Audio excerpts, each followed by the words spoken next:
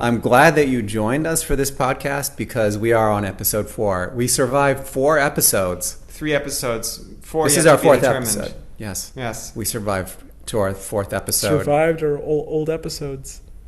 And if you listen to our old episodes, and they were really amazing. Early work.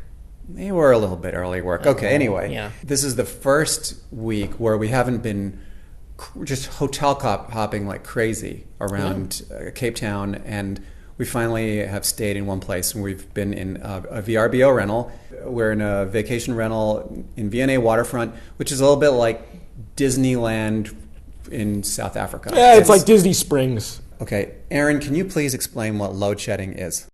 There unfortunately isn't enough power to go around. For certain parts of the day, the power is going to go out. So basically we're talking about rolling blackouts in certain areas. Yeah, and we're right now at something called stage 4, which means that we have load shedding happening twice or even 3 times a day. Last night we had load shedding that happened at between, I think, 2 a.m. and 4 a.m. or 5 a.m. And Iden, you've had some load shedding experiences too, where the power's not there and you can't get any work done. I mean, you can't really get any work done. I've been trying to do a lot of work while the power is out, but because cellular data here is paid for by the gigabyte, it's really hard. So and I'm just looking at the clock, and the clock's ticking, but I'm just counting the hours, and I really need to make sure that we get the power back. Yeah, because the Wi-Fi is connected, and it won't come back on unless we have power. Some of the generators run off of diesel, and there's a concern that maybe there's not enough diesel to run the turbines, and that's because of the situation in Russia. People are being very careful about blaming Russia for everything, but this conflict in Russia is definitely contributing to it. It didn't start until Russia invaded Ukraine, the load shedding, the really intense load shedding that we're now seeing. Yeah, and they're right now, the thing is, South Africa, they don't really want to blame it on Russia because they have a lot of their oil coming in from Russia, so they just tell the public, it's because we have an old system. But and it's summer, they say, yes. But they have a fairly antiquated power grid, and they're working on fixing it, is my understanding. But it's also because they're experiencing energy issues. This is not the first time, though, that we've had energy issues when we're traveling. When we were in Portugal, we also had issues with the energy grid and with one of our rentals when we were in Lisbon in 2020. Aren, do you remember that? Yes, I do. I remember. We hadn't really been to Portugal ever before, so this was our first time there. We get into this small apartment. First thing we do is we turn on the heat, and then we have this dirty laundry because we've been traveling. So we turn on the washing machine, and it's all out. Yeah, and then it mildews. The circuits are designed to break when you're using too much power. Exactly. And it's considered even rude to use too much. No, we take, in the United States, we take unlimited power almost for granted. Like we rely on, we want to be able to plug every outlet in the house in and run it and have it work. And you can't do that. In our apartment rental in Lisbon, we couldn't do that. And when we told them that we did not want to make a choice between having the apartment heated and being able to run the dishwasher or run the laundry, they said, "How dare you?" And they actually refused to give us a refund. We wanted to switch to a different apartment, and they refused. They said, "This apartment is absolutely fine. We're not going to refund you." The audacity. The audacity. Yeah. Yes. In Cape Town right now, as in the rest of the world, Uber actually they have a surcharge now for the extra gas charges because gas costs more. And interestingly enough, even if it's an EV that you're in, they still have an extra surcharge, which I think is a little bit ridiculous because the EV is not dependent on gas, but anyway, kind of maybe indirectly it is. But do you think that's going to affect our desire to get around town while we're here, and maybe we'll stay closer to where we are at V&A waterfront? Well, I think it depends how expensive it is. If it's too much extra cash to spend, it would probably affect that. Otherwise, I mean, I actually think we've already decided that we have really all we need here, and we can just walk around to get whatever we need. Yeah, we've been doing a lot of walking. Yeah, so, I mean, I think regardless, we would have just kept walking. Yeah, most expensive gas in the world right now is in Hong Kong. Wow. It's $10, more than $10 a gallon, and then the cheapest gas is in Venezuela. But who wants to live there, right? Venezuela. Yeah. I have one question for you, Dad. Is this the end of international flights? As the prices of gas have gone up everywhere.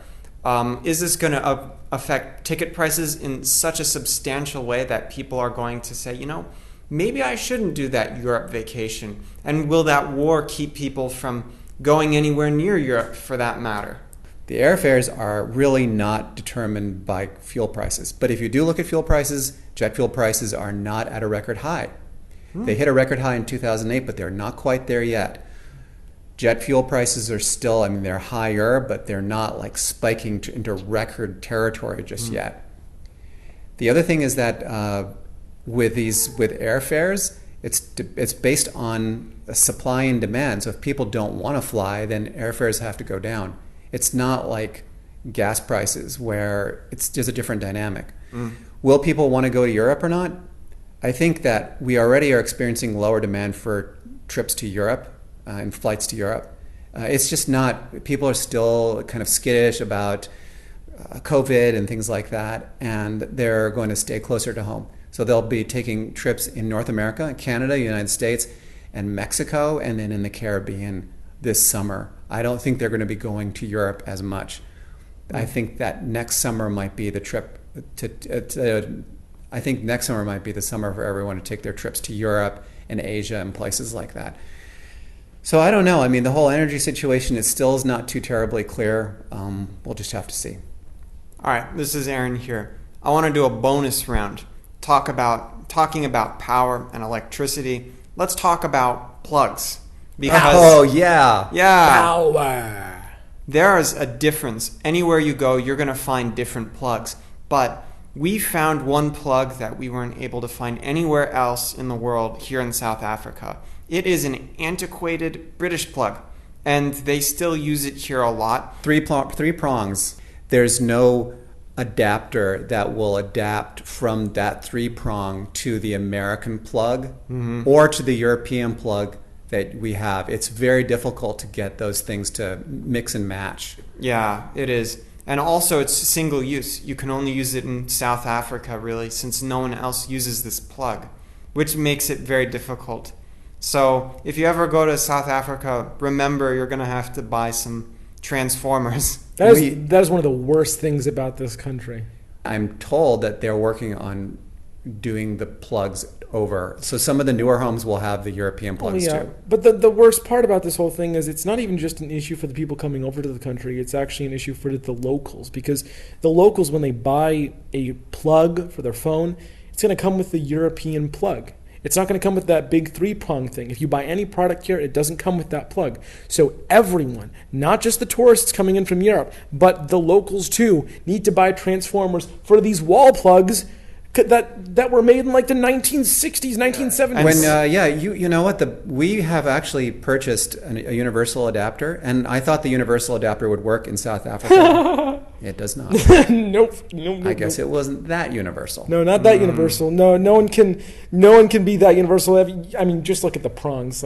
So you have to really ask some specific questions before you go to a destination about plugs. Because if you guess wrong, you could end up very easily checking into a hotel, trying to plug your shaver in, or your phone or your computer, and not being able to plug it in, and then you don't have any juice. The next day, your phone is dead.